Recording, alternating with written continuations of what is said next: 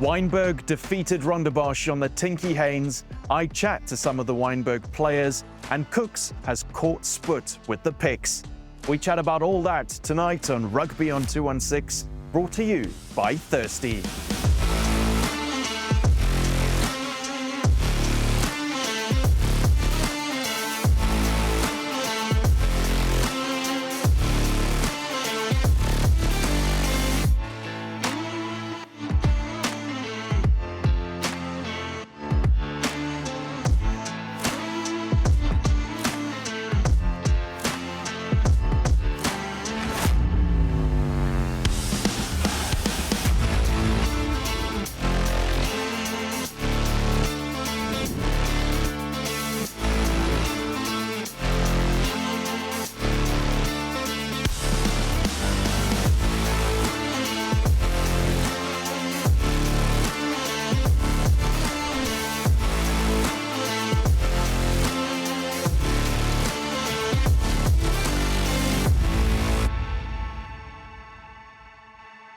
Hello and welcome to another episode of Rugby on 216, brought to you by Thirsty. I'm Alex White, and today in studio I'm joined just by Sput for all the noise he's been making about you not being here that one time. Sput has left us. And he's chosen a bad time. I mean, he's nailed me on our picks, so he would have had a lot of fun in here today. I'm very glad he's not here. Yeah, I think for your sake. Yeah, at least I'm the guy now that looks like I know what I'm talking about, you know. But it was a tough weekend on the picks for me. A second one in a row, in fact, that was tough. But it just shows you the beauty of South African schoolboy rugby at this stage. Because, in fact, there was a couple of surprises over the weekend. And probably not so much the results, but almost the margins of victory. I mean, Hilton, in the end, beating Northwood quite comfortably. 35 points to 22, 13-point margin. Although it was a lot closer than that, you know, with about 7-8 minutes to go, it was 23-22. Northwood came back nicely at Hilton, but Hilton is a classy side and a great victory for them. Let's have a look at those picks that you guys made last week. Only one going in your favor, but 25% for this weekend. Vaderkloof, surprising both of you there. Adria Janssen coming back right at the end to win that one, and you were commentating on that match? Yeah, it was sort of a stop-start affair. The game never really got into fifth gear. And Vaderkloof led 20 points to 12 with 10 minutes to go. Conceded a penalty. Adria Janssen came within 5, and then right at the death, scored in the left-hand corner. Scores tied. There was a kickoff afterwards, but scores tied, and Divan Botha slotting it from the touchline. You know, 22-20 win. And something to note about the SDC Noordvaal Cup. The last 2 weeks, as you say, you and Cooks have gone together with the picks that you've got wrong with the East Rand. So there is that. Are you still feeling confident about your big call and Garsfontein's three-peat? Yeah, I am. Garsfontein went away this weekend to Rustenburg, and it's infamously tough going there. They won late. They left it late. I think they were trailing 27-26 and scored to win 33-27. So I am comfortable. I think they know how to win big games these days. They stay calm. In the past, they could become frantic under pressure, but they've learned to stay calm in big games, and they play a lot of big games because they play against South Africa's best when they're not in the SDC Noordvaal. So on paper, definitely still the favourites, and currently on grass as well, luckily for them. So yes, very comfortable with that one.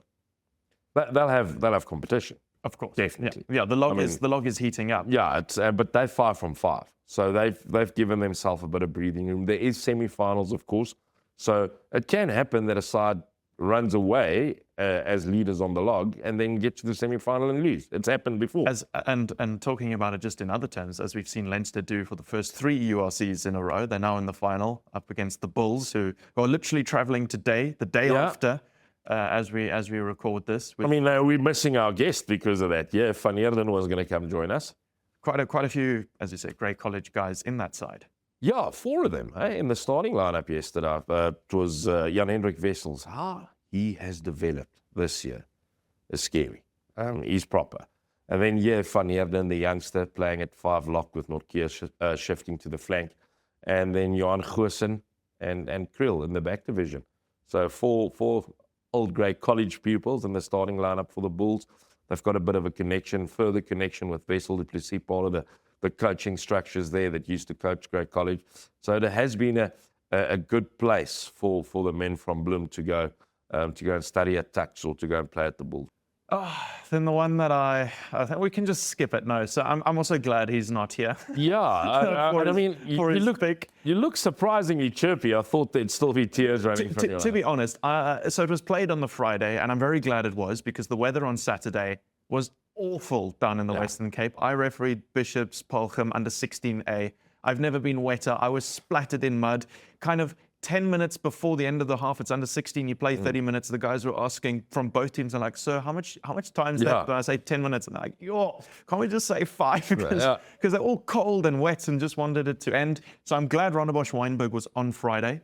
It was an awesome match to watch. Wynberg got quite a substantial early lead. Rondebosch pulled them back, went back and forth. And then Mornay Noble showing some quick thinking to take a quick tap and charge through the Bosch boys who weren't 10 meters and all the way to score. I'll tell you what, it was very clever thinking from Noble, but also maybe just a slight lapse in concentration by Bosch, because you could see they were going to allow him the 10 meters before they make the tackle. Yes. And that's and I always joke and I say, but that's where you need higher grade maths, as a rugby player, because it was too close to the try line to do that.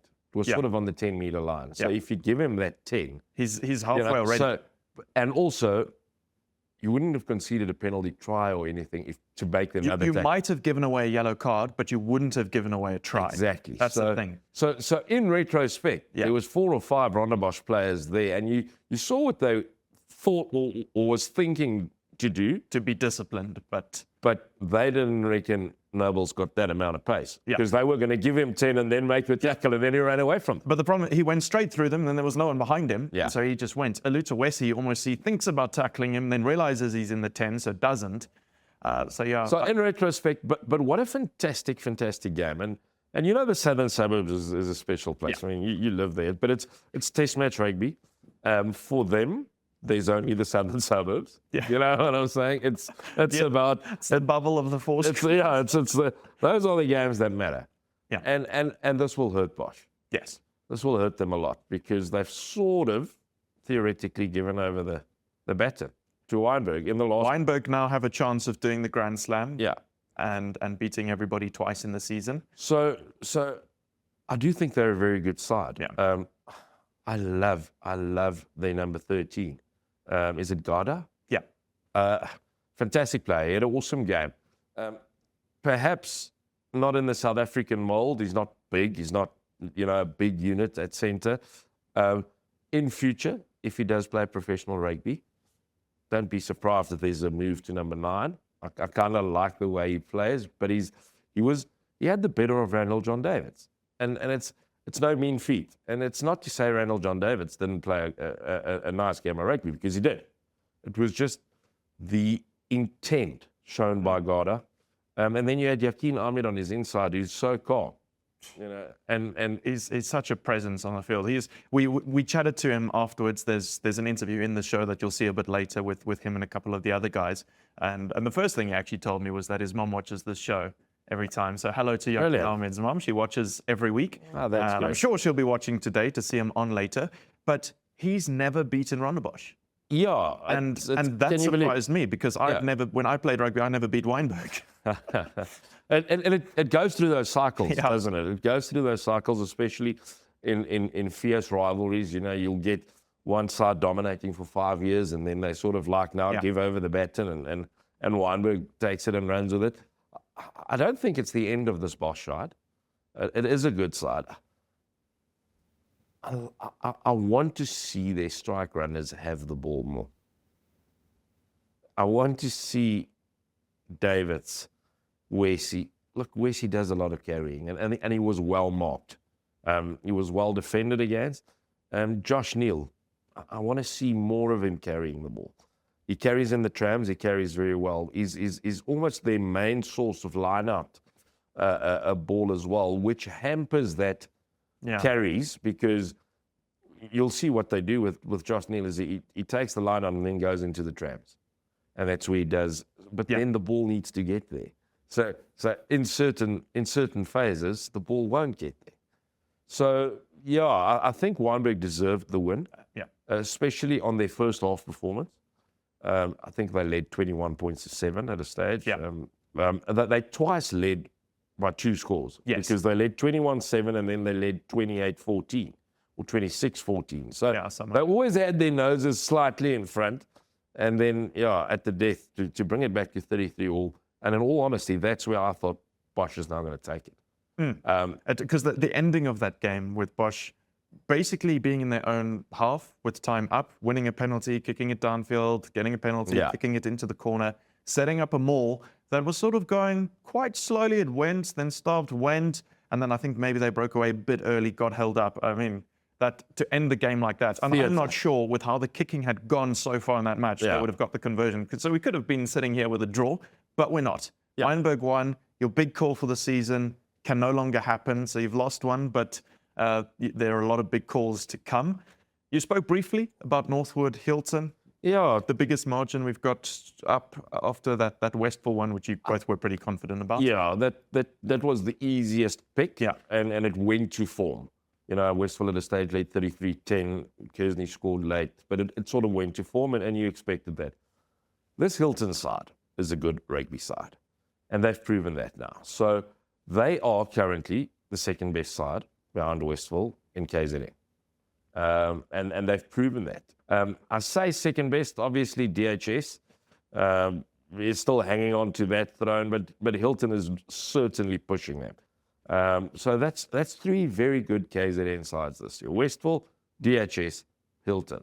They've now joined that discussion officially, because beating Northwood away from home, 35-22, no mean feat. At the end of those 4 matches, then it was Don't say it.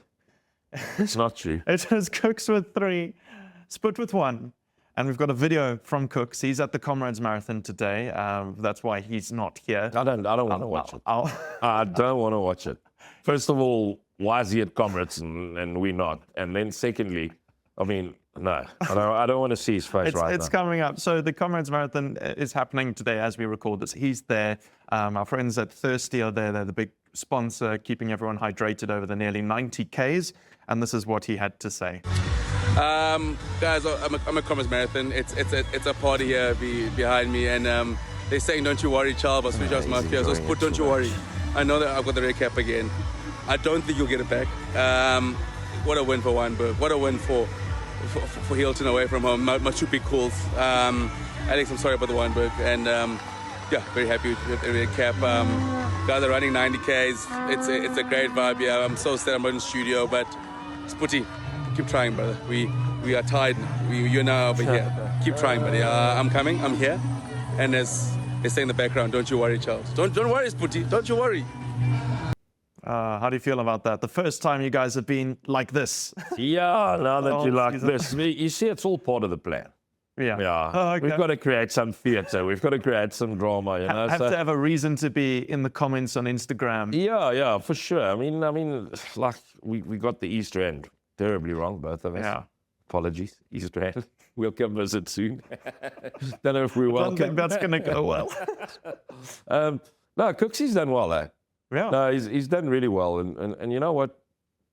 He's got KZN and Eastern Cape spot on. Unlock, yeah. You know, he's got that. So I'm looking forward to sort of fixtures coming back to me. You know, coming back to where I've spent a lot of time this year. Yeah. I'm desperate to go down to KZN. I want to spend a weekend in KZN. I just love the KZN schoolboy vibe currently, and the southern suburbs. I sort of liken it to each other because it's test matches. It's big. It's massive. Every match is a derby, and it's often families on either sides that know each other, friends across teams. We saw that Wynberg-Rondebosch this weekend. Everyone knows everyone, and it's just a great vibe. Even though the match ended so close, afterwards, amazing atmosphere. Yeah, so it is very special.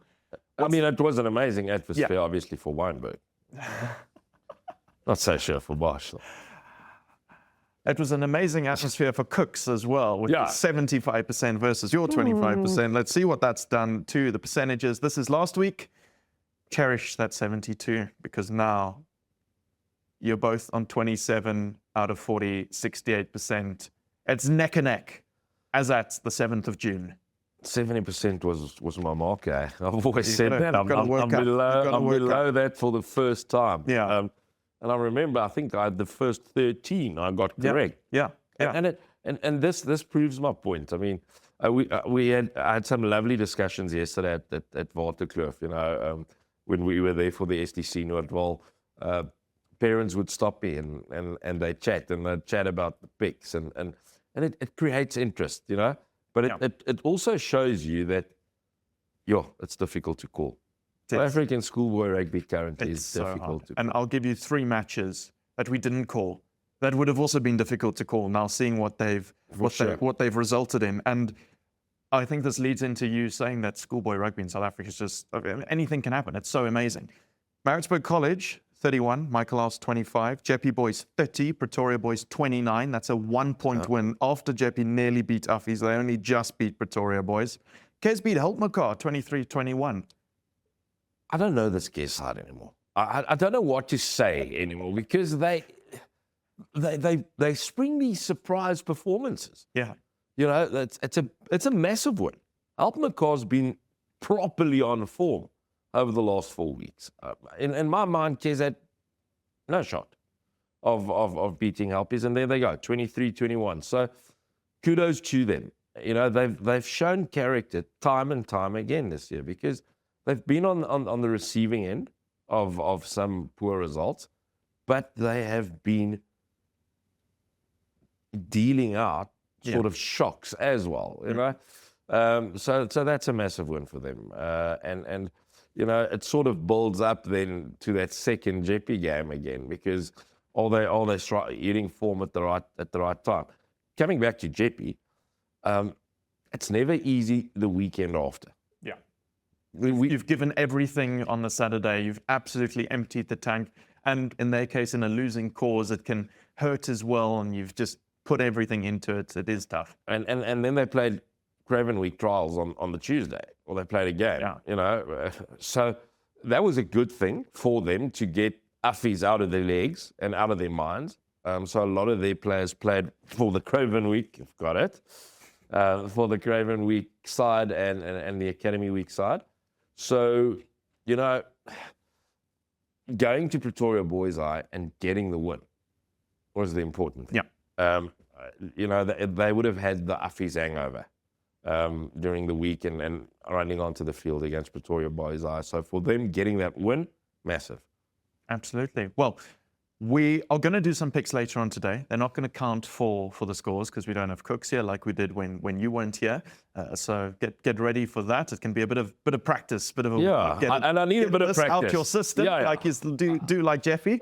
I've got to get it out of my system because it was a tough evening for me. Absolutely. Well, we'll see then. We're going to take a quick break now on Rugby on 216. When we come back, I chatted with some of the Wynberg players after they defeated Rondebosch and the Tinky Haynes by 38 points to 33. That's on in just a bit.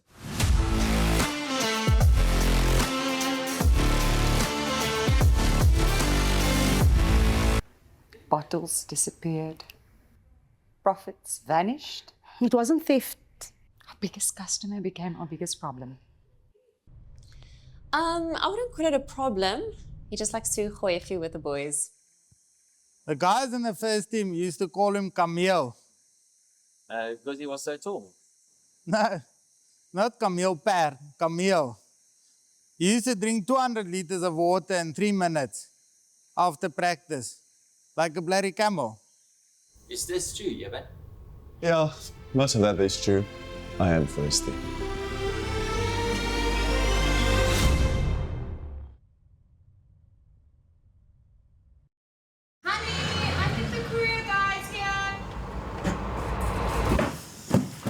Je komt mee boksen. Kibbies? Anna? Maar waar is die Anna? Hey, hey, hey! Ik kom mee boksen, ik kom mee boksen. Oef, ah, ba, ba, ba, ba. Ik kom mee boksen.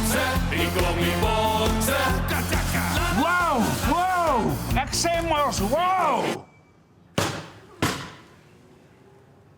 Bring vir my die box. Okay, so. The courier guy. The courier behind the box. Can you deliver something for me? Where to? Hy wys vir my. Hy wys vir my. Put this one in the springs box. Look at man. Hey, winner. In a world where every second counts, will he make it on time? Out here on the streets, anything can happen when the odds are stacked against you. One man finds the will, the drive, the passion to steer his path to destiny. It's a Swift.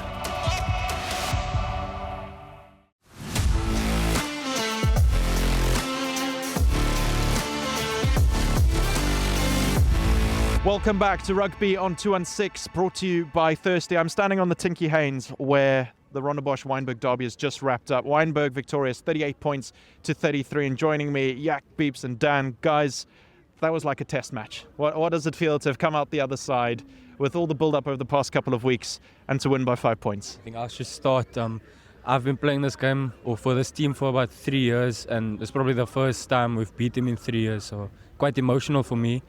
Definitely one of the hardest games I've played so far. But yeah, I'm just happy to take this win and move forward now. The game was special. Like Yakin said, we've played 3 years in the first team. This is the first time we beat them, and it's at their home ground. So I'm absolutely chuffed. I'm very happy. Yeah, for the past 5 years, I've never beaten Rondebosch. Never actually. From under 14 to under 19. So it's obviously such a nice feeling. All the boys are going to go celebrate, have a braai later. Yeah, it's just unreal. And it's a Friday, so you have a whole weekend, and you guys in the midst of exams at the moment as well. Math on Monday. Oh, hectic. Okay, so yeah, get the celebrations done now, and then on the weekend back to the studying. You guys saying you never beat Rondebosch. Back when I played in prep school, so I only played in prep school, I don't think I ever beat Wynberg. So yeah, it comes around.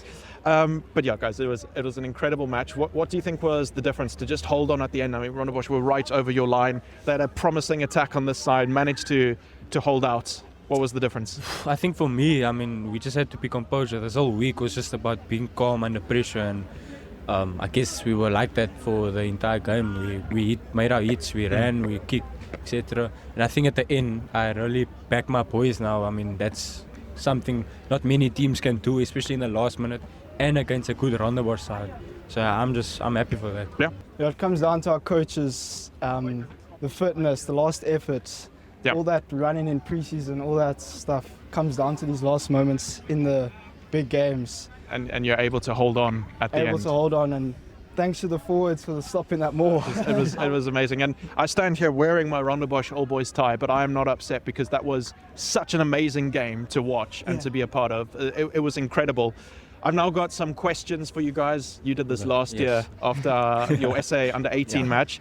Who's most likely to? I'm going to ask you some questions.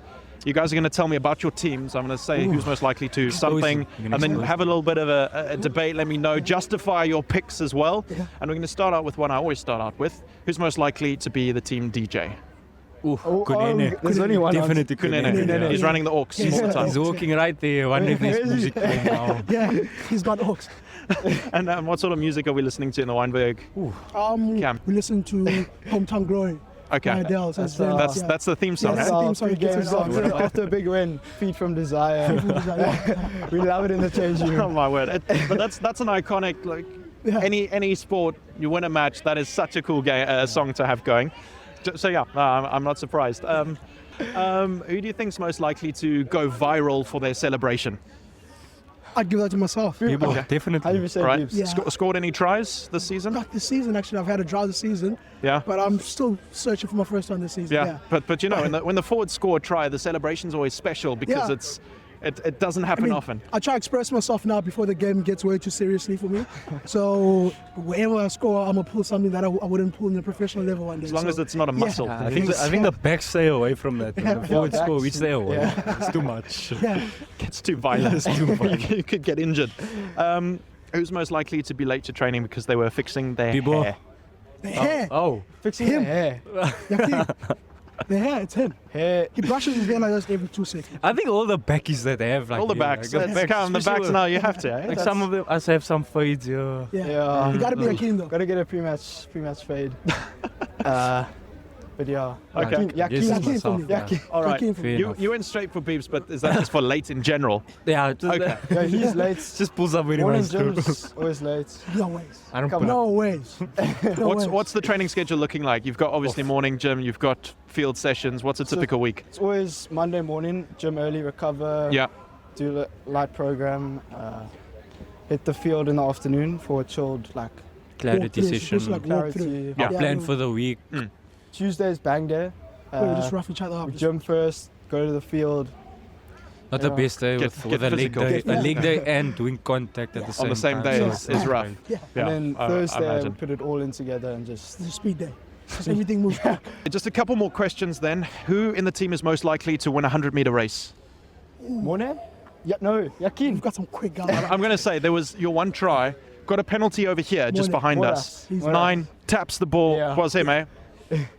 Through the whole team, scores in the corner. Quick thinking to What tap would and be go. like a Everyone normal- caught napping. Like would be in Things with our backline, we've all got guys got top speed. So same way. Me and Mona. I'll give In a 100 meter. In a 100 straight Yakin. 100 Yakin. Straight 100-meter race. Yakin. And in Okay. the 80, I'll give it to Morne. Yeah, fair. Okay. Yeah. In the 80s, so Tick off you're the going to mark. pull in a Connie Simbina and just take him Yeah. right at the end. Yeah. Okay. Then let's show some love to the forwards. Who's most likely to bench the most? Luke. Either him or Luke Luke. Miller. Myself. Luke Miller or myself. Okay. Yeah, He but loves he's- the yeah. Virgin Active I gym. think the weights are too small at the gym, so they For have to Luke, use yeah. 60 kg. At school, or 60 kg For with Luke, yeah. bands as well. With pandas and so there's power in that scrum. yeah. Oh my goodness. Okay. Who in the squad is most likely to excel out of position? So playing somewhere they don't usually. Me. Where else We're going to did pop you on the wing. me. Have a go. Okay. No, if being serious, I would say Yakin. I mean, he's proven his Oh, yeah. versatility. I mean, we've seen you've moved Yeah. this year from Yeah. 10 to It's 12. a big 10 to jump, 12, yeah. definitely. What's that been like for you? I think I've been playing at 10 for about 2 years now. Yeah. It's obviously quite a shift in mindset with like more contact, more moving, etc. Not just being like fly off and being the back line. But I mean, I still enjoy it. I mean, I enjoy being in where everything's happening. So Yeah. I'm Yeah. definitely 100%. Who's most likely to bounce an opponent? people. Yakin or Bibs? Both of them. Both maybe. Yeah. When Yakin runs hard, Yeah. I don't want to be that other guy. Yeah, both of us, yeah. It seems quite fair. Jay Okay, Dennis. cool. Then you get to the match. You're playing today. Who's most likely to forget their boots on match day? Well, actually, Yakin forgot For his the socks. socks today. Forgot He his had no socks this socks. morning. No. Okay, what about boots? Boots. Okay, wait. Let's go back to the socks. Okay. We're going to have to talk about that. We have to unpack that.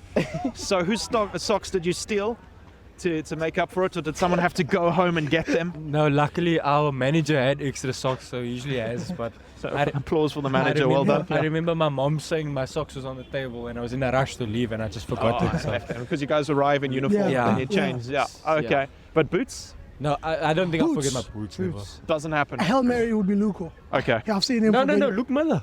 Forgot his boots Oh, yesterday. yeah. Oh, look, yesterday, Literally. no boots, yeah. At training. He trained So with no is he boots running around yesterday. barefoot? Yeah, Like he a had some 13? shoes on. He got his trainers on. No, you're just going to slip and slide He everywhere. got his trainers on. Oh, well, guys, my final question then for you. You've beaten Rondebosch 38 points to 33. It means the Grand Slam is on, right? I know you're not looking ahead to that. You're in the moment right now. But what I'm building up to, you win a big match like that, you win a Grand Slam. Who's most likely to cry when the team wins?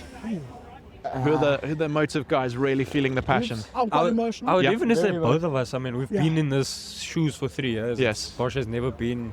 Well, not just that, the Southern Suburb Cups, like getting to that is a dream for us. Because so. now it's wide on, open. yeah. You guys are favorites. So Yeah. I'm going to let you go and enjoy the rest of your day and also get studying. Oh. You say maths on Monday. Maybe That's tomorrow. back to back Maybe maths. tomorrow. Yeah, just enjoy it for I have a little Eid bit. tomorrow, so I'm Yep. spending time with the family tomorrow. Yeah. Probably not. Do you also have maths on Monday? Yeah. Back to Oh, back that's That's tough. Monday and Tuesday. And English paper 2 Yeah. next Oh. time. So. It's a long weekend for sure. It's a long week ahead, Yeah. but it's tempered by the fact that you've Yeah. beaten Rondebosch on the Tinky Haynes. So thanks so much, guys. Thank Thank you you, very much. sir. Thank you. Thanks for having us. We're going to take a quick break now here on Rugby on 216. When we come back, we're looking ahead to the next week, and Sput is going to make his picks.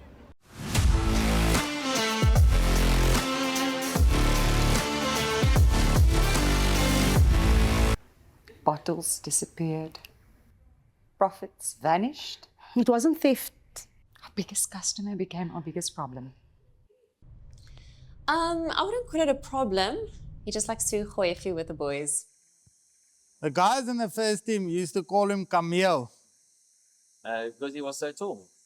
No, not Camille Per, Camille. He used to drink 200 liters of water in 3 minutes after practice, like a bloody camel. Is this true, Jebben? Yeah, most of that is true. I am thirsty.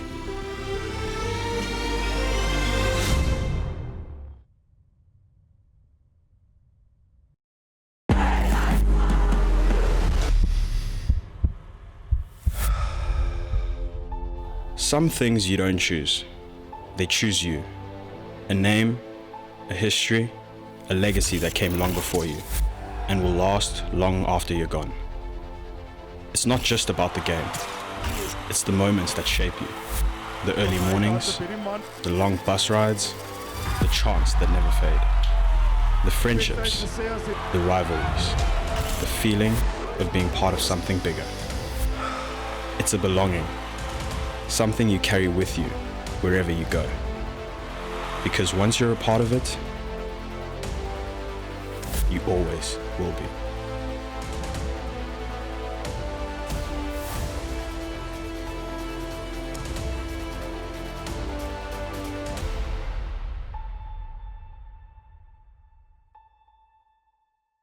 Sure.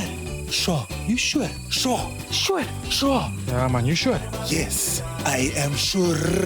Look at this thing. It's presidential. What if we get caught, man? Nobody gets caught in South Africa, man. That's true. Now lift.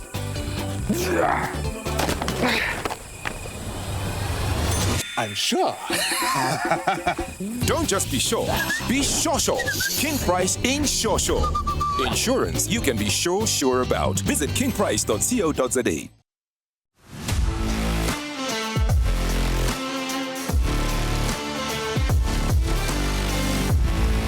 Welcome back to Rugby on 216, brought to you by Thirsty.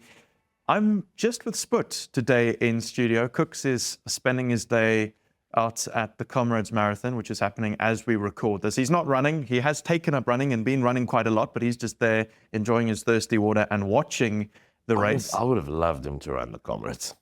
I would have loved him. I would have loved sitting here following him, sending him messages of encouragement. Yeah, because then it would be worth missing the show for. Yeah. And he's missing the show having caught you on the picks. We're going to do some picks today. They won't count like when you weren't here. So I'll probably get 100% pick. That's just how it works. Exactly. That's how it works. You're always better in trade than in reality.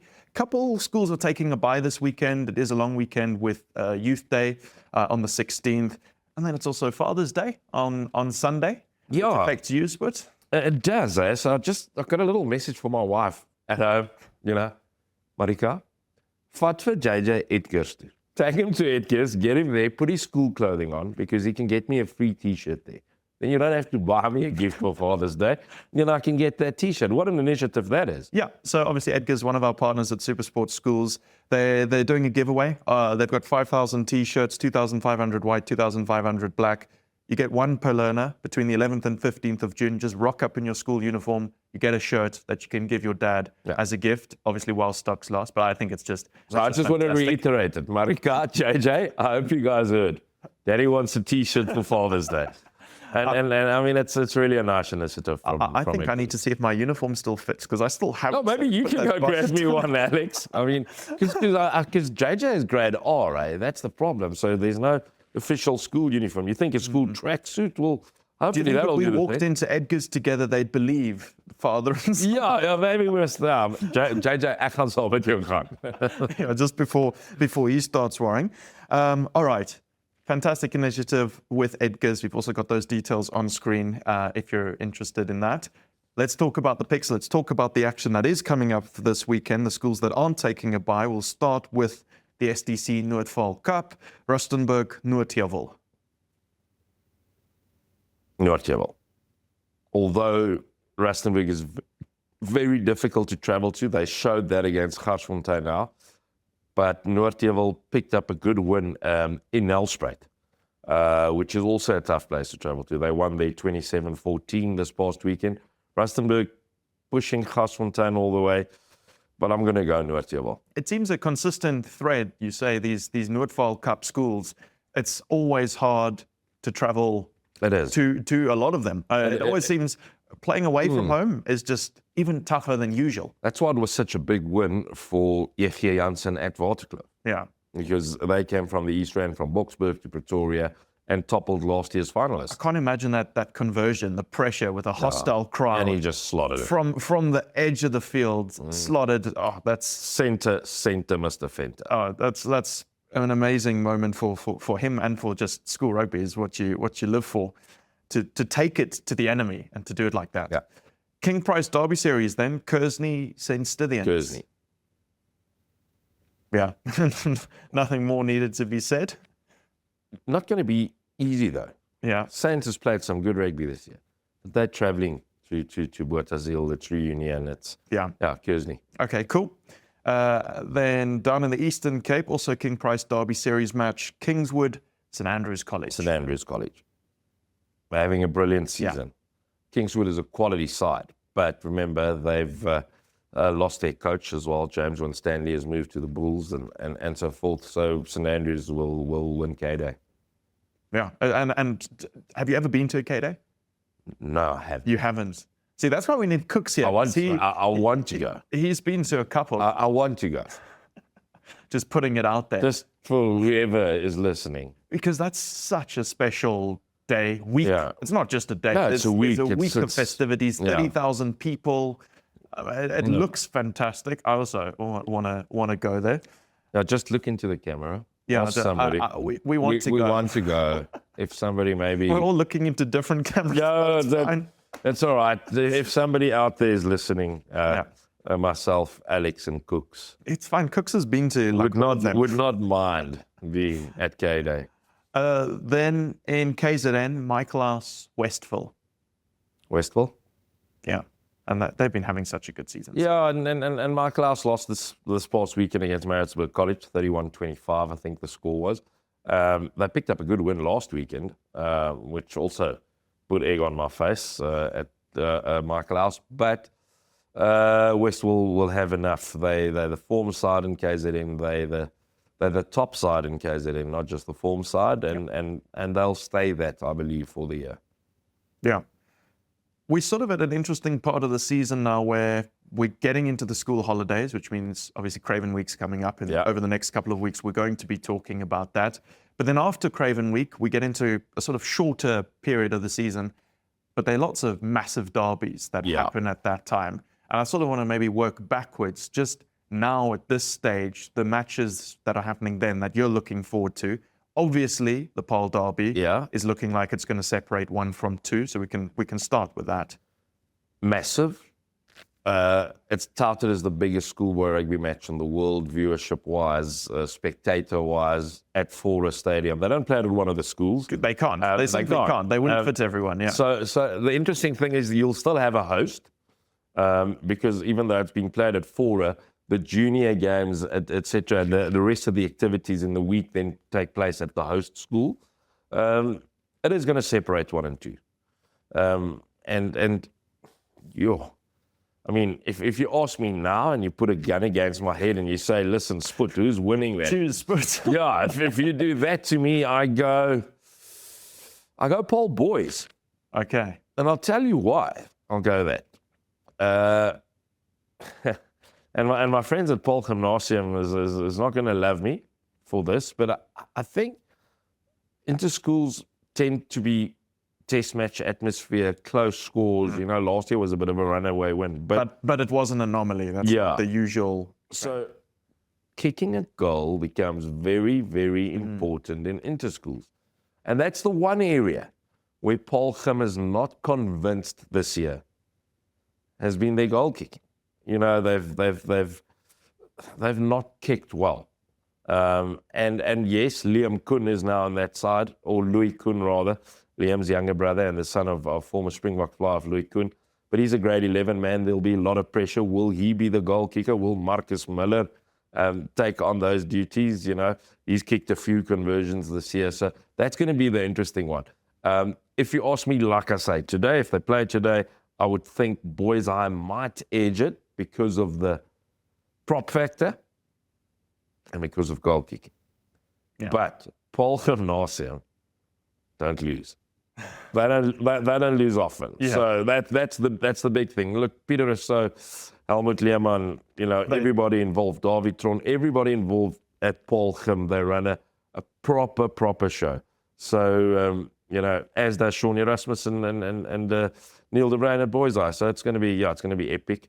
Another big August game, of course, will be Grey College and Paul Roos. Yes, that traditional derby is always massive, and it will be up at Grey College this year. Yeah, the sad thing is it'll probably be without the SA Schools players again, like it is every year, or the SA Under 18 players. They'll have a point to prove after last year's record defeat down at the Marcotta. So you wanted to go there. You're the one who brought the fixture. You just want to go there. I'm just bringing the stats. Nah, look, it's only fair. It doesn't happen often. Exactly. That Paul Roos wins, so it's only fair to chat for it for a year. Chat about it for a year. You just want the hate mail. No. Look, it's a very special derby. Yeah. It's a very special tradition between the two schools that's been going for many a year. It has provided South Africa with some of the best schoolboy rugby games ever. You know, I distinctly remember one where Skulk Brits was playing for Paul Roos and Grey College won in Stellenbosch 29-26. Barry Goods, who later played for the Cheetahs, kicking a late penalty for Grey College. There's so much history in that fixture. There's so much pride. Paul Roos was unbeaten in 2024. They've lost 3 times this year. Grey College has lost twice. They've sort of recovered their season very nicely over the last 3 or 4 weeks, Grey College. You know, they're back sort of where they belong in the conversation about who's top dog, you know what I'm saying? So that's always an epic. So those are 2 ones that really jump out at you, saying, hang on, August, these 2 are still coming. Schoolboy rugby's not done after the holiday. So then what I want to ask you, at the moment, sort of your top 5, and this is obviously, there's no clearly objective way of doing it because not everyone plays everyone, and so there are lists out there that all use different formula. But you, perhaps more than anyone, are closer to these teams, these matches, watching them week in, week out. You don't have to rank them, just the sort of at the moment. Because for the fear of you know, we don't rank. Yeah. At SuperSport schools, we don't rank because, like you say, it's objective. But the 5 best sides in the country are the 5 best sides that started the season as well. Yeah. It is still the big 5. The big 5 is Paul Gym, Paul Boys, Paul Roos, Uffies, Grey College. Yeah. That is still the big 5. That is the big 5 of South African schoolboy rugby. And I do think that is quite objective. Yeah, that can be said. That can be said. They're the 5 best. Sorting out where they all are, that's a matter of interpretation. and others. Yeah, and you'll see people differ on that, and it's great. It's a debate. It's not a. It's just. Grey College will always be the best side in the country for me. You're saying Grey College will be the best side in the country for you, even if they repeat last year's effort against Paul Roos? No, I'm more realistic than that, but my heart doesn't feel that. Yeah, you know what I'm saying? Exactly. So the heart and the mind, when it comes to ranking schoolboy side and stuff, will always go in different directions. But the truth be told is that sides are starting to bridge the gap to the top 5.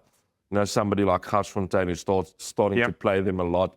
Oakdale is getting there. Mm-hmm. You know, Westville is they'll be saying, listen, can we get a crack? Yeah. Can we play one of those top 5? You know, get a fixture going, because we're obviously doing a lot of things right in our structure and our program. So can we have a crack at them? But the big 5 is still the big 5, and there's a reason for it. I mean, tradition, pedigree, you know, structure. Those 5 set the standard. Well, it's going to be an interesting couple of months on Rugby on 2 and 6 as all of this unfolds. The Craven Week's coming up, which we're excited for. the picks. I'm excited to see who ends top of the season because we thought it couldn't happen, but Cooks has caught you. No. Let's be fair. I knew it can happen. Yeah. When you started off with 13 straight correct calls, I was thinking, okay, this could be you ending in the 90s. Yeah. It would take a significant effort to get back above 85. I So think. that shows you, Alex, if I started with 13 on the trot, that in the next 27, I only got 14. So I'm sort of at 50% after that. And you know what? I'm still happy with it because it is so difficult to predict. I love the schoolboy rugby in South Africa for that because you just, 10 years ago, I'm telling you, you could have gotten 95% for the season easily. It shows how much more competitive it's become. And it's competitive between the two of you. Cooks is catching up. He won't be here next week because he's got the small, important job of heading over to the UK to watch the World Test Championship final. He's got a really tough life at this stage. It must be just watching all the sport live. it must really be getting to him, and I feel for him. But I'm sure he'll recover in time for when he's back here. But what I am going to do is make you both pick, and so he will send in his picks from abroad. And maybe that will be your chance to re-establish a lead, who knows? But for this week, he has the Thirsty Red Cap in absentia while he's drinking Thirsty and watching the Comrades Marathon.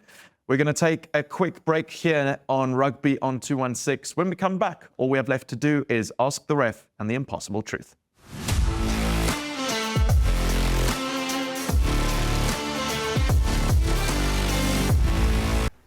Bottles disappeared. Profits vanished. It wasn't theft. Our biggest customer became our biggest problem. I wouldn't call it a problem. He just likes to gooi a few with the boys. The guys in the first team used to call him Camille. Because he was so tall. No, not Camille Per, Camille. He used to drink 200 liters of water in 3 minutes after practice, like a bloody camel. Is this true, Jebben? Yeah, most of that is true. I am thirsty.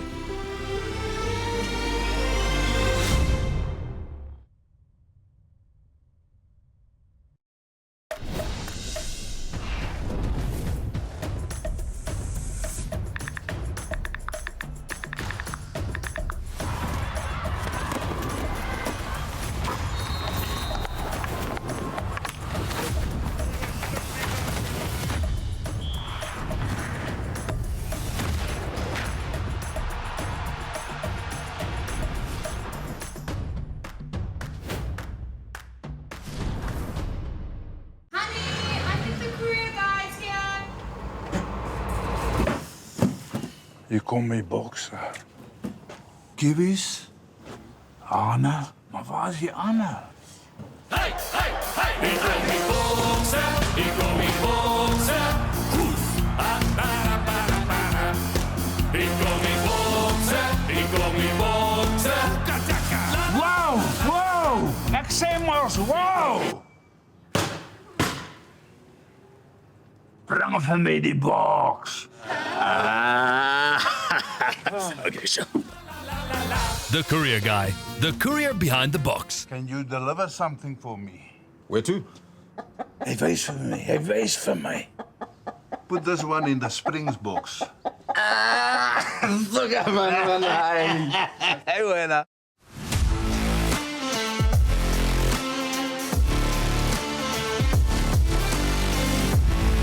Welcome back to Rugby on 216, brought to you by our friends at Thirsty.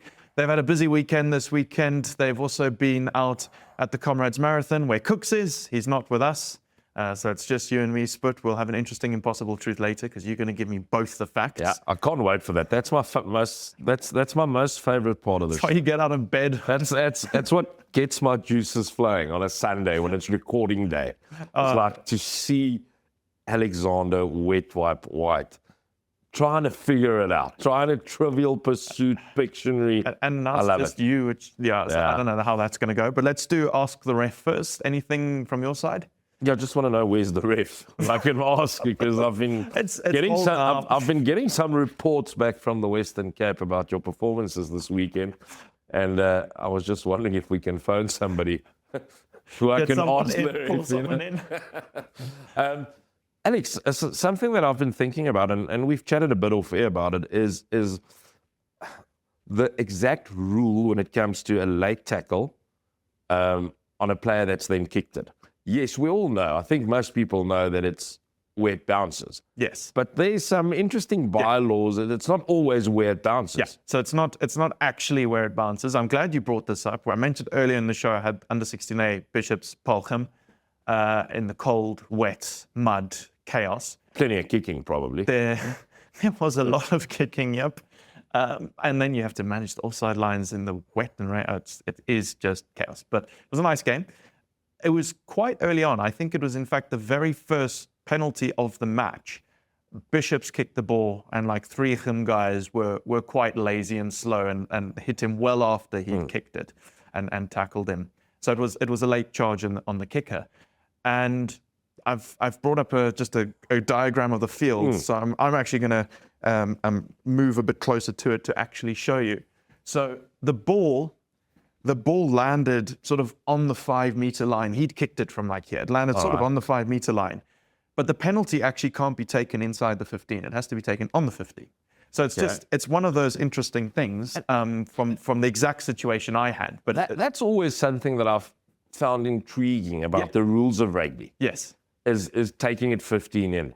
I honestly don't know why. Yeah, so I mean, because there's plenty of laws where it then goes in. Yes. To the 15. So a lot of them are because, for example, infringements at the line out. Yeah. Right. It's because then you just take it at the back of the line out, or it's for things like if a player's taken into touch and they don't release the ball, they throw it away or something. The penalty goes 15. Yeah, and that's because that's where play would have restarted with a line out. Yeah. So you have it there. For the late kick, late charge on the kicker, I'm not too sure actually why, but let's just have a look at this diagram. This is from the World Rugby laws, just showing you all the different permutations, and I'll go through them. You don't actually have to take the penalty where the kick lands, because of course the kick could go backwards. It could be charged down. You've got an option. You have an option. So you can take it where the tackle actually happened. Usually that will be like way behind where the ball lands. And it's not where it lands, it's where it lands or is next played. So also if a player catches it, it's where they catch it. Yes. But that being said, it can't be within the 5 of the try line. Obviously, no penalty can. Yeah. So if it lands in goal, if it lands dead, wherever it lands, 5 meters, all right, it can bounce off the pole of the goals and land somewhere, wherever it lands. It can land between the 15 and the touch line. Then it has to be on the 15 in line with where it landed. It can go into touch, and then it has to be on the 15 in line with where it went into touch. And something important here, even if the player was outside their 22 and they've kicked it directly into touch, it doesn't matter. The penalty will be in line on the 15. And the argument there is where it crossed the plane of touch. Where it crossed. Even though the late charge itself didn't necessarily have an impact on the kick, it's just seen as this level of foul play. It's always treated that the penalty is where the ball lands, and that's what it is. So yeah, I hope that helps. Most people do know it's where the ball lands, but not necessarily that it can't be between the 15-meter line and the touch line, and between the 5 and the goal line. Brilliant. Thank you very much, Whit. Right, it's time for the impossible truths, but. My favorite part of the show. I love this, Alex, and I love the fear in your eyes. That's always what gets me. My juice is really flowing. All right, I spent some time at the SDC Noordvaal this weekend, and I'm very happy that I did. So I'm gonna keep the 2 statements connected to the SDC Noordvaal. All right. This year, in the A section of the SDC Noordvaal, or in the Cup section, there's 10 sides, meaning that 2 sides will have to be demoted at the end of the season, where it's usually just 1. So that's the one fact check for you for the SDC Noordvaal. That's statement number 1. Yeah, and then the other one is no side has won the SDC Noordvaal more than Garsfontein. Oh no.